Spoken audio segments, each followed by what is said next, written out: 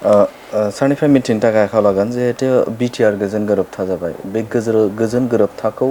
सम सम जों नुनो मोन्दों आरो गोबाङानो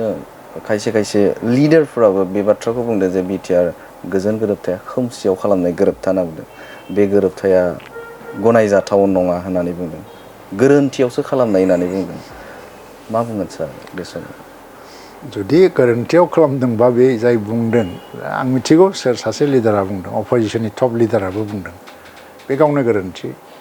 खारन एन्टायार प्रसेसआव बे इनभल्भ दङ मा जादों जायाखै बिटिआर गोरोबथाया 2022 मायथाइनिफ्राय नेगसिएसनाव फैयै 20 मायथाइयावसो मानो जाफैखो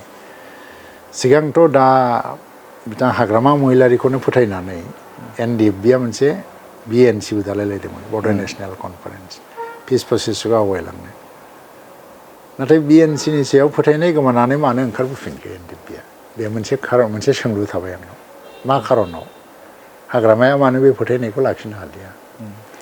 सेकेन्ड जेला एबसुजों मोनसे पिस नेगसिएसना स्टार्ट जायो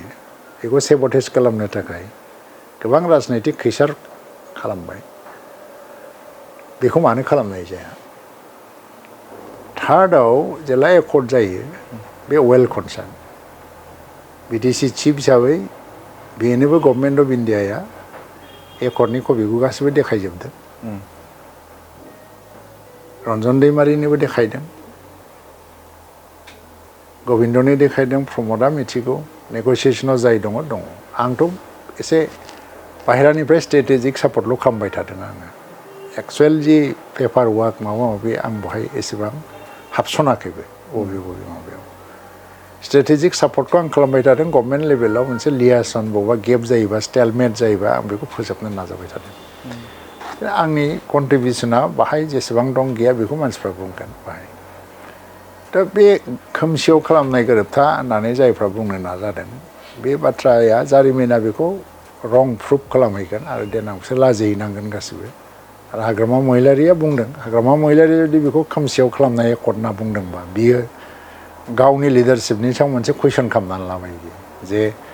जाय उइटनेस हिसाबै साखि होनाय बिटिसि चिफलाय मानसिया एथ' खोमसियाव थानानै जुदि सिगनेसार होदोंबा बे सोरनि फेलियर बेलाय दा रन्जन दैमारिनि खोथायाव आंनि खोथा ओंखारबाय थायो